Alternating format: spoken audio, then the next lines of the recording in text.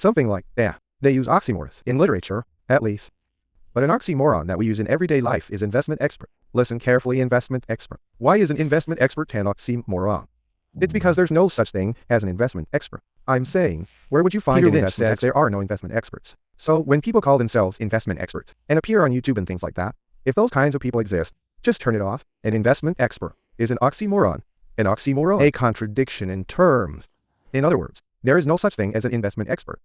While engaging in the sacred act of investing, while listen to those words, take Peter Lynch, for example. He emphasizes this the most, that there are no investment experts, and that amateurs like you actually do much better. And he's right. He is absolutely right. That's why there was so much to underline while reading. If there's something you don't know, where is it from? I was going to read it for you. But lately, after writing the books, my brain feels like it's acting a bit strange. I forgot the passcode to my house, so I couldn't get in.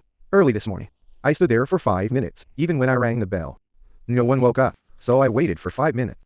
Anyway, after writing 2 books like this, once you use it up early, it feels like the brain gets a bit weird, like things aren't aligning properly. Anyway, I've been rambling. What I found interesting about how this person picks stocks is what he emphasizes. First of all, the company name should be tacky. He says that things like fancy names are a no-go. The company name has to be tacky. And also, what they do should be tacky something boring. So this person says if there are interesting stocks and boring stocks, you should choose the boring ones.